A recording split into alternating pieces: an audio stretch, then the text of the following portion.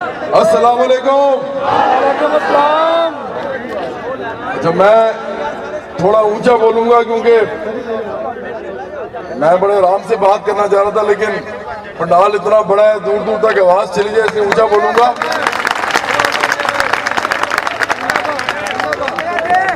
मैं थोड़ा सा आपको बताना चाहता हूं कि मैं आपके पास आज क्यों यहाँ पे आया हूँ। ये बड़ी जरूरी बात है। मैं जब यूनिवर्सिटी में गया, मैंने इंजीनियरिंग की तालीम हासिल करनी थी, वहाँ मैकेनिकल इंजीनियरिंग की। तो उससे पहले मैं जिन वालिदैन के घर में पैदा हुआ था वो प्रोफेसर थे पॉलिटिकल साइंस के, मतलब दोनों, मेरे वालिदा भी और मेरे वालिद साहब भी, दोनों सियासियात का इल्म रखते थे और वो प्रोफेसर थे कॉलेजों में लाहौर में।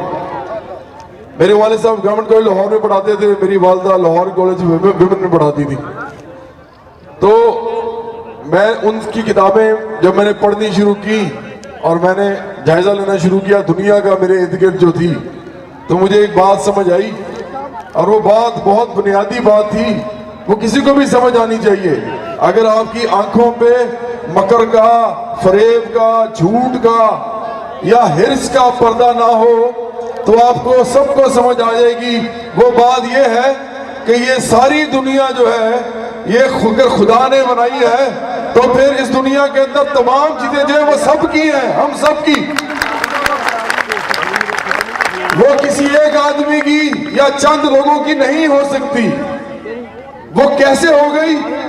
अब ये वो सवाल था जिसका मैंने आहिस्ता आहिस्ता जवाब तलाश करना शुरू किया कि ये कैसे होता है कि लोगों के पास जमीनें आ जाती हैं, ये कैसे होता है कि लोगों के पास बड़ी बड़ी फैक्ट्रियां आ जाती हैं, ये कैसे होता है कि लोग बड़े बड़े ताकतवर लोग बन जाते हैं, ये कैसे होता है कि उनके पास पूरी दुनिया की दौलत जमा हो जाती है, और ये कैसे होता है कि वो लोग जो हैं वो लोगों पे फिर जुल्म करना शुरू करते हैं, वो नौकरियां देते हैं लोगों को, वो तनख्वाहें उतनी देते हैं जितना उनका दिल करे। ये सब कुछ कैसे होता है? जब मैंने इसका जवाब तलाश करने की कोशिश की तो मुझे ये पता चला कि ये कोई खुदाई निजाम नहीं है, ना ही लोगों को खुदा ने कहा कि मैंने तुम लोगों को सिर्फ देना है, बाकियों को नहीं देना। ये इंसानों ने खुद लूट मार की, लूट मार करके अपनी जाती मलकियत बनाना शुरू की। मैं आपसे बड़ी सिंपल एक बुनियादी सी बात पूछता हूं, मुझे बताएं दुनिया में कोई ऐसा इंसान है कि जो कि ये कहे कि मेरे पास जो ये सारी जमीन है ये मुझे खुदा ने अलॉट की है? नहीं। क्या कभी खुदा ने किसी को जमीन अलॉट की है इस दुनिया में? नहीं। क्या कोई ऐसी जमीन है जिसकी रजिस्ट्री जो है वो खुदा ने की और मोहर अपनी लगाई हो? तो जब खुदा ने नहीं दी तो फिर कैसे आई इनके पास? ये बड़ा जरूरी सवाल है। किस तरह आई? लूट मार करके आई।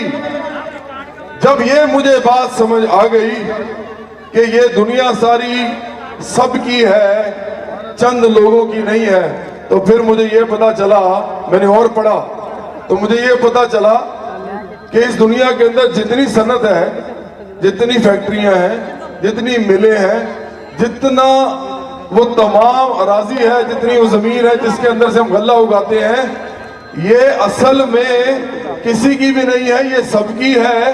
तो ये सब जितने लोग भी हैं इस दुनिया में रहते, पूरे प्लेनेट पे, इस पूरे प्लेनेट में, मतलब इस जमीन पे जितने लोग रहते हैं, उन सबको ये वापस लेनी पड़ेगी, ये मलकियत वापस लेनी पड़ेगी।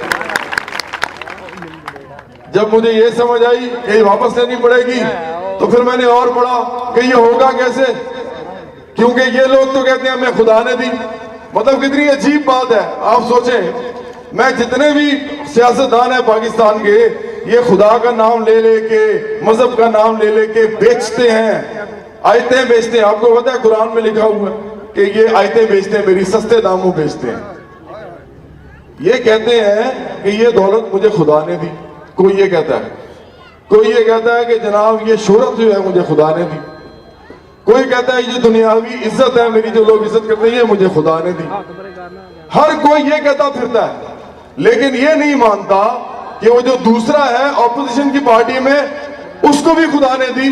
कहता उसको नहीं दी, मुझे दी सिर्फ। और वो जो दूसरा है वो कहता है कि नहीं इसको नहीं दी, मुझे दी है। आप समझ रहे हैं, ये सब लुटेरे हैं, ये सब एक दूसरे को कह रहे हैं कि तेरे पास जो है वो खुदा की तरफ से नहीं है, मेरे पास जो है वो खुदा की तरफ से है। सब एक दूसरे को ये कह रहे हैं।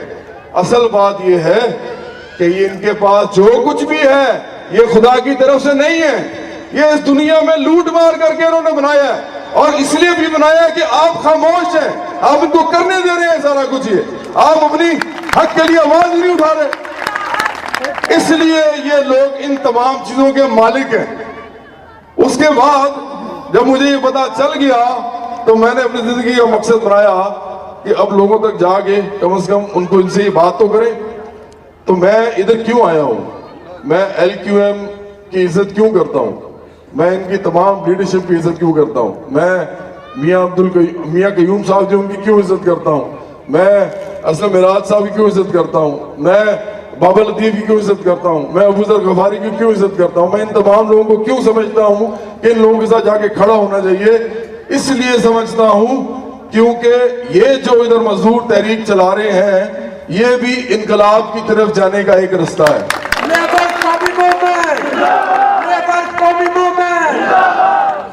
हम एक बात मैं आपको बता दूं, ये ऑन रिकॉर्ड बता रहा हूं कि इस मुल्क के अंदर जितनी तीनों पार्टीज हैं, तीनों पार्टियां, क्योंकि हमने एजुकेशन पे बड़ा काम किया, हमने स्कूल बनाए, बच्चों को पढ़ाया, हमने इस तरह की बहुत से और भी काम किए, हमने जब ज़लज़ले आते हैं, सैलाब आते हैं तो हम बहुत ज्यादा काम करते रहे हैं, हमने घर बनाए वहां पे, हमने लोगों को दवाइयां दी, हमने लोगों को अस्पतालों में पहुंचाया, हमने ये सारे काम किए।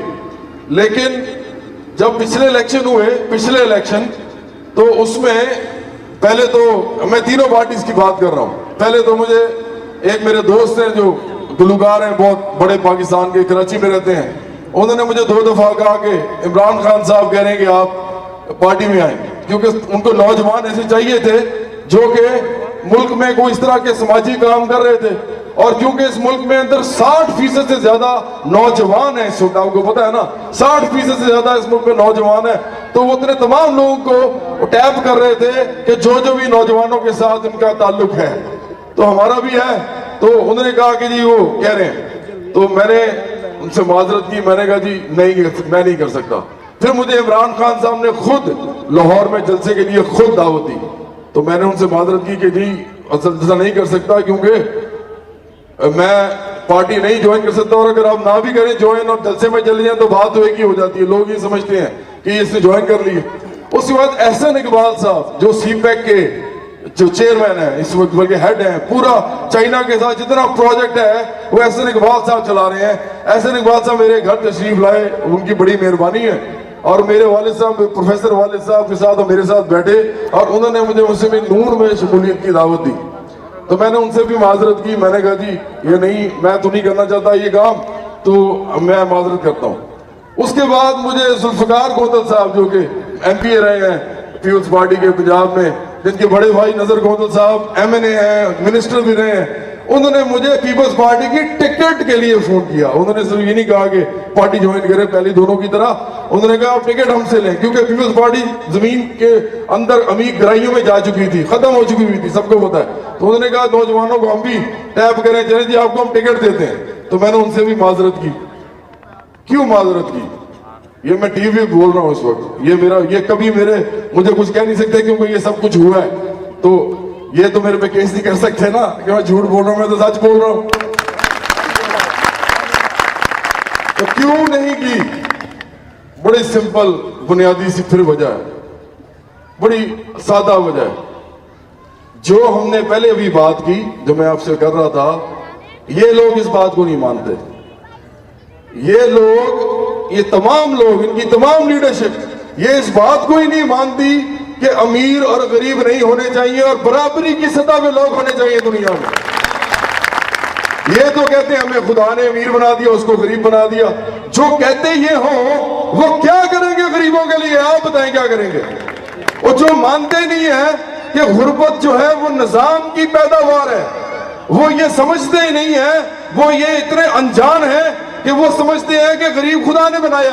और अगर गरीब खुदा ने बनाया है तो फिर उसके लिए कर कुछ रहे हो? खुदा के छोड़ दो, वो खुद ही अमीर को अमीर करी जाएगा, गरीब को गरीब करी जाएगा। तुम लोग सियासत का नाम क्यों लेते हो? फिर वो सियासत करने की जरूरत क्या है?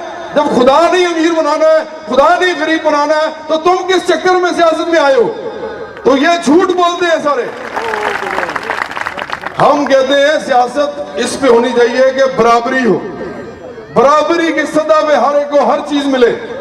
आपका बच्चा उसी स्कूल में जाए जिस स्कूल में इमरान खान का बच्चा जाता है, जिस स्कूल में नवाज शरीफ का बच्चा जाता है, और जिस स्कूल में हाफिज सदारी का बच्चा जाता है, आपका बच्चा उसी स्कूल में जाए। ये इनके जो बच्चे हैं अरबपति हैं, सारों के, सबके अरबपति हैं बच्चे, तीनों के। आप मुझे बताएं कि क्या आप में से किसी का बच्चा अरबपति बनने का ख्वाब भी देख सकता है? तो ये तो समझते हमें खुदा ने दिया। हर कोई हर वक्त खुदा की बात करता रहता। मैं भी मुसलमान हूं, मैं भी खुदा को मानता हूं, मैं भी पाकिस्तानी हूं, लेकिन मैं समझता हूं कि खुदा ने ये बराबरी की सतह में सबको हर चीज दी है। ये लूट मार से इन्होंने लैदा कर ली है और बाकी सबको इन्होंने दूर कहीं खोने में फेंक दिया है। 90% लोगों को, 90% लोगों को इन्होंने गुर्बत में धकेल दिया। ये वो लोग इतने जालिम हैं ये, और फिर मानते भी नहीं है। ये कहते हैं कि नहीं नहीं नहीं, ये ऐसे ही रहेगा, अमीर गरीब तो ऐसे ही रहेगा क्योंकि खुदा ने बनाया। अब मैं आपसे बड़ी सिंपल सी बात पूछता हूँ, फिर आप इतने समझदार लोग हैं, रोज मशीनों के सामने खड़े होते हैं, रोज मशीनों के आगे खड़े होकर चफाकशी के साथ काम करते हैं। पता नहीं कितने कितने लोग जख्मी होते हैं, कितने लोगों के बाजू कट जाते हैं। कई लोग जो वो हमारे वापडा के साथ हम जब बात करते हैं तो वापडा के लोग बताते हैं कि कितने ही लोग हर महीने उनके जो है मर जाते हैं, लाइन मैन जो होते हैं उनके। तो मुझे एक बात बताएं, बड़ी सिंपल सी बात है। पार्लियामेंट में जब गरीब और अमीर का फैसला हो रहा होता है, जब पार्लियामेंट में बैठ के इमरान खान साहब की पार्टी पख्तूनख्वा में बैठ के कहती है जी मिनिमम वेज कम से कम तनख्वाह 15,000 होगी। मुस्लिम लीग नून यहां पे पंजाब में बैठ के कहती है कि मिनिमम वेज पंजाब में 14,000 होगी, या 15, 14, 15 के दरमियान में ही है। बलूचिस्तान में और सिंध में भी ऐसी सूरत हाल है, 14-15 से ऊपर नहीं जाते। तो मुझे बताएं, जब ये कह रहे होते हैं कि मिनिमम वेज 14,000 या 15,000 होगी, तो गरीब ये बना रहे हैं कि खुदा बना रहा है? आप मेरी बात समझ रहे हैं? वो तनख्वाह तो ये बता रहे हैं कि इतनी दो, बस ठीक है यार। सनतकार को कह रहे हैं 14,000 दे दो, बस ठीक है, हमने तुम्हें इसका मैंने लॉ बना दिया। अब कोई तुम्हें कुछ नहीं कह सकता, हमने लॉ बना दिया, 14,000 से ज्यादा नहीं देनी। और खुद जो 14,000 में रह के तो दिखाओ, एक दफा, एक दिन रह के दिखाओ। तो इसका मतलब क्या है आपको पता है? इसका मतलब ये कि गरीब ये बना रहे हैं। और जब इनके कहने पे मिनिमम वेज बन रही है तो गुर्बत भी तो इन्हीं की वजह से हो रही है ना। ये खुदा की तरफ से कैसे हो गई? क्या पार्लियामेंट में ये कानून जो है ये खुदा ने पास किया या इंसानों ने पास किया? इंसानों ने पास किया। ऊंची आवाज में बताएं, इंसानों ने पास किया। तो फिर ये खुदा पे कैसे डालते हैं, भोटान कैसे बांधते हैं खुदा पे?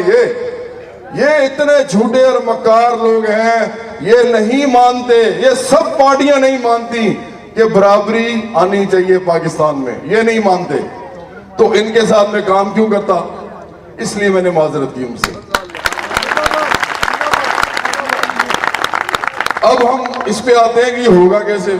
जब मैंने और पढ़ना पड़ता है जनाब इसमें। मैं मजदूरों से कहूंगा, बल्कि मैं मियां कयूम साहब से कहूंगा, मैं असम मिराज साहब से कहूंगा, मैं पहले भी आया था, मैंने उनसे कहा था, अबू जर गफारी साहब से कहूंगा, ये बाबा लतीफ से कहूंगा कि आप सारे मजदूरों के स्टडी साइकिल्स कराना शुरू करें, ट्रेनिंग करवाएं इनकी नजरियाती तौर पे। इनको पता हो कि एक ऐसी हुकूमत जो मजदूरों किसानों की हो, मेहनत कशों की हो, सारी जरी जमीन भी उनकी हो, फैक्ट्रियां भी उनकी हो, सनतें भी उनकी हो, वो खुद ही मुल्क चलाएं, गवर्नमेंट भी उनकी हो, अदारे भी उनके हो और रियासत भी उनकी हो। तो इसके लिए वो कैसे ये करेंगे, उसके लिए पढ़ना पड़ता है। वो सिर्फ तकरीरों की हद तक नहीं हो सकता, पढ़ के तंजीम साजी भी करनी पड़ती है। तो तंजीम साजी उन बुनियादों पे करें। LQM को हम फ्यूचर में, मुस्तकबिल में एक अहद साज तंजीम देखना चाहेंगे जो इस मुल्क में इनकलाब की राह हमवार करेगी। ये कदमों में मजदूर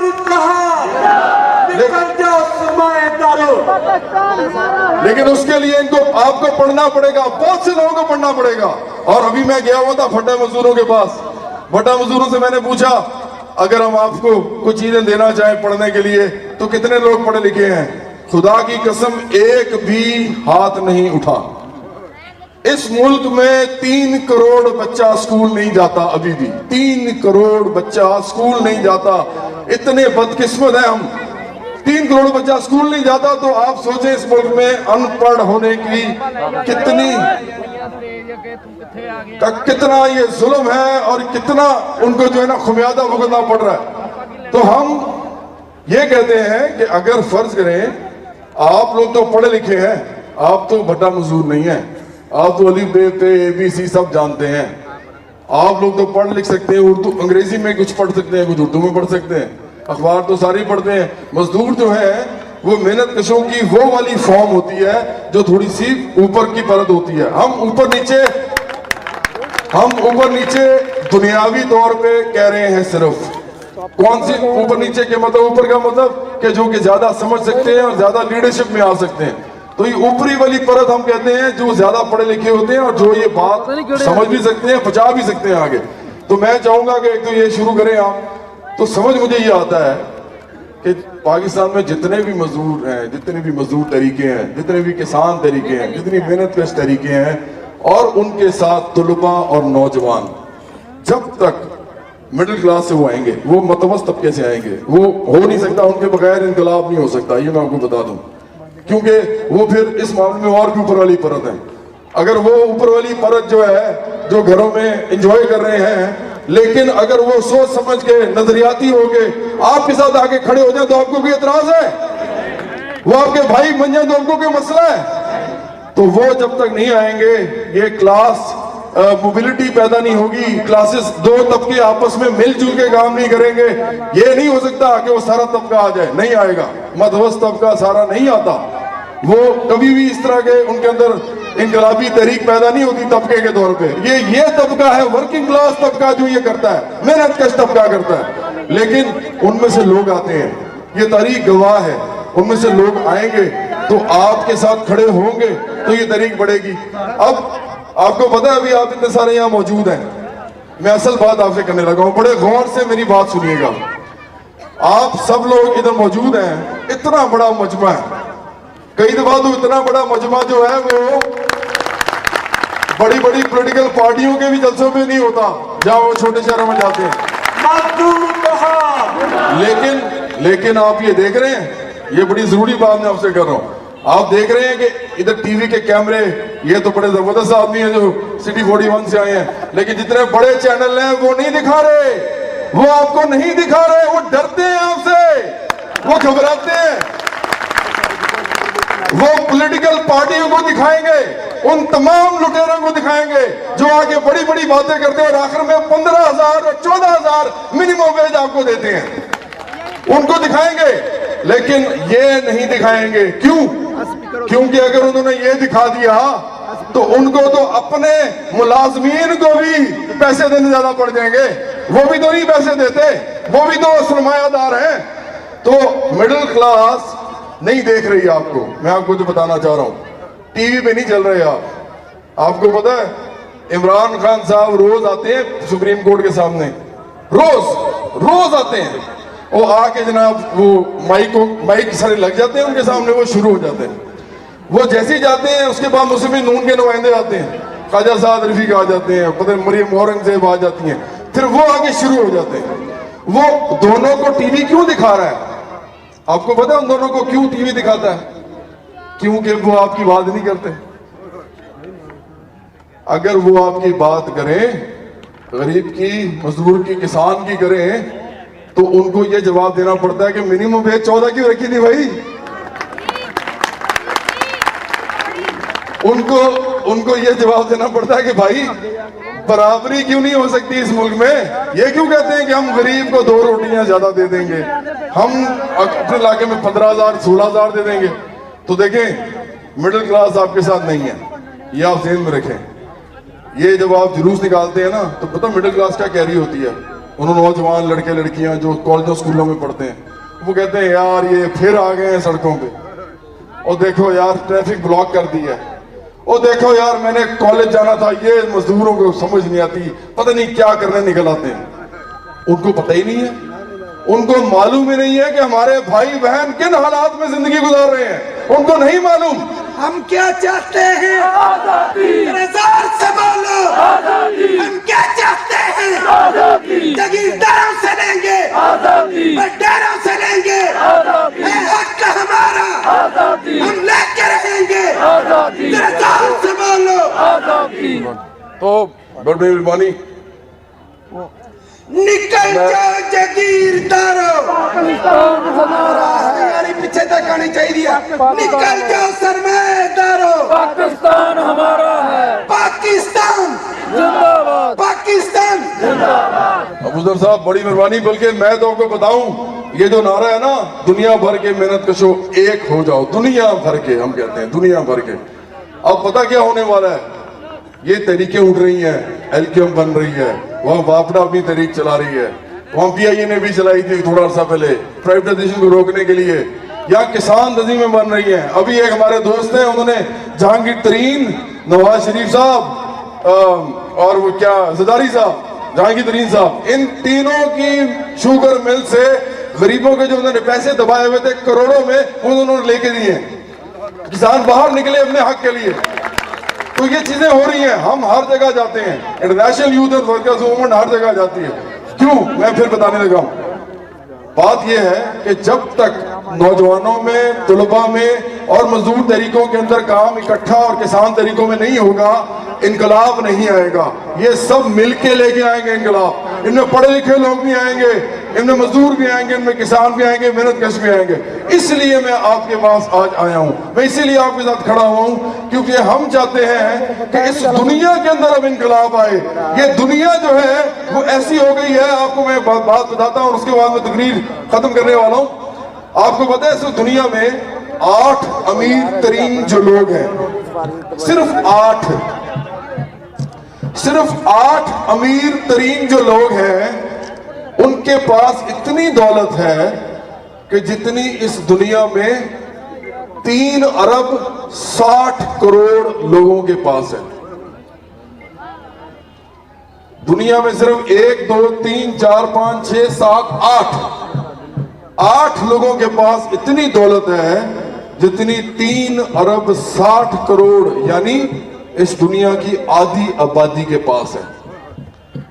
ये सरमायादारी निजाम है जो खुद अपने बीज से ही नाइंसाफी जो है वो बोता है और उसका दरख्त परवान चढ़ाता है। ये खुद अमीर और गरीब बनाता है। इस निजाम के अंदर से अमीर और गरीब बन के निकलते हैं, खुदा नहीं बनाता। अब ये जो 8 लोग हैं जो कि पूरी दुनिया के आधी आबादी जितनी दौलत रखते हैं, ये सिर्फ 8 हैं। आपको पता है दुनिया में इस वक्त जो अरब खरबपति हैं, खरबपति, उनकी तादाद इतनी ज्यादा है कि अगर वो चाहें तो इस पूरी दुनिया को जन्नत बना दें सिर्फ अपने पैसों से। अच्छा, अब मैं आपको एक बड़ी अजीब बात बताता हूं। ये वो बातें हैं जो ऑथेंटिक फिगर्स हैं, अभी दुनिया में मौजूद है, इंटरनेट पे जाके देख लें। ऑक्सफैम एक है एनजीओ, उसने वो एनजीओ तो है लेकिन वो बाएं बाजू की बात करती है, मजदूरों किसानों की बात करती है, वो इनइक्वालिटी की बात करती है, मतलब ना हमवारी की बात करती है, बराबरी की बात करती है।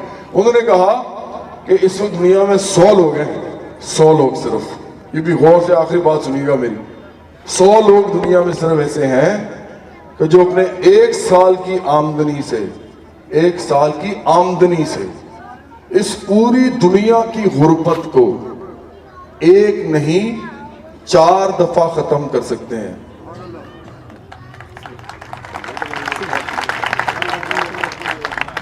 आपको पता है इसका मतलब क्या है? इसका मतलब ये है कि वो कर तो सकते हैं, करेंगे नहीं। तो ये अगर वो नहीं करेंगे तो किसको करना पड़ेगा? हमको।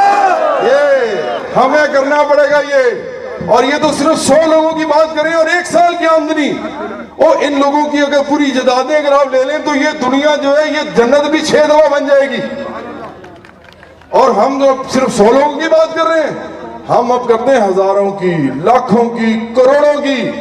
इतनी दौलत है दुनिया में मौजूद जो कि सिर्फ और सिर्फ मजदूर या किसान ने पैदा की है, अपने हाथों से पैदा की है। ये दौलत आप पैदा करते हैं, ये सारी दौलत आपने पैदा की है। ये जो दौलत ये ले गए हैं सारे, अगर वो करोड़ों लोग, हम तो सिर्फ 100 की बात कर रहे थे, 100 की, अगर ये करोड़ों लोग जिनमें से कई खरबपति हैं, कई अरबपति हैं, कई करोड़पति हैं, ये सब लोग, इनकी अगर दौलत ले ली जाए और मुनसिफाना तरीके से दुनिया में तकसीम की जाए तो दुनिया छोड़े, मुझे तो लगता है पूरी कायनात जन्नत बन जाएगी। आप सोचे तो सही मैं क्या कह रहा हूं। 100 लोग 1 साल की आमदनी से पूरी दुनिया की गुर्बत को 4 दफा खत्म कर सकते हैं, तो करोड़ों लोगों के पास जो दौलत महफूज है उनके बैंकों में, उनके घरों में, वो अगर सारी इस्तेमाल की जाए तो दुनिया जन्नत बनेगी कि नहीं बनेगी? कदम बढ़ाओ जवाद साहब, हम तुम्हारे साथ हैं। कदम बढ़ाओ जवाद साहब, हम तुम्हारे साथ हैं। कदम बढ़ाओ जवाद साहब, हम तुम्हारे साथ हैं। हम लेके रहेंगे, आजादी, हम लेके रहेंगे। आजादी। तो आखिरी बात ये कि ये जो मैं भी बोलता हूँ, इसमें इस मुल्क में नवाज शरीफ साहब, जहांगीर तरीन साहब, मैं तीनों पार्टियों की बात करता होता हूँ। इन जहांगीर तरीन साहब, नवाज शरीफ साहब और ज़रदारी साहब, अगर ये लोग जो हैं, इनकी दौलत जो इस पे ये बड़ा इतराते हैं, आपको इनकी दौलत का शुमार करें, बहुत भी झूठ बोल रहे तो $2 अरब होगी, इससे ज्यादा नहीं होगी, 2-2.5 अरब होगी। आपको पता है दुनिया के अमीर तरीन लोग के पास $60 अरब है, और दुनिया के जो पहले 100 अमीर तरीन लोग हैं उनमें नवाज शरीफ, जहांगीर तरीन, या मंशाह और ये ज़रदारी साहब, इनका नाम ही नहीं आता, ये है ही नहीं उसमें। ये बच्चे हैं उनके, ये उनके सामने हशरातुल अर्ज है, कीड़े हैं, कीड़े मकोड़े। मैं इसलिए उनको कीड़े मकोड़े कह रहा हूं क्योंकि कहना नहीं चाहिए, क्योंकि ये हमें कीड़ा मकोड़ा समझते हैं। तो ये उनके सामने कीड़े मकोड़े हैं, बेचारे उनके सामने हाथ जोड़ते हैं, और जनाब हमारे मुल्क में लिए कुछ कर दें। ये सारी सूबे जितने हैं, ये सारे सूबे इन लोगों से पैसे लेके अपने सूबे चला रहे हैं, सब लोग। आप ये वो सारी बातें हुए हैं जो आप जाके चेक कर लें, ये सब अपने अपने सूबों में पैसे बाहर के लोगों से लेके चला रहे हैं। हेल्थ का भी निजाम, एजुकेशन का भी निजाम। क्यों? इसलिए कि अपने पैसे ये नहीं निकालना चाहते, अपने पैसे सिर्फ इनके बढ़ते जाते हैं, दिन ब दिन बढ़ते जाते हैं, दिन ब दिन बढ़ते जाते हैं।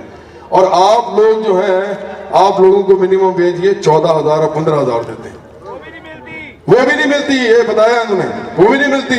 इनकी आंखों के नीचे हो रहा है सारा कुछ। इनकी कौन बचाएगा पाकिस्तान?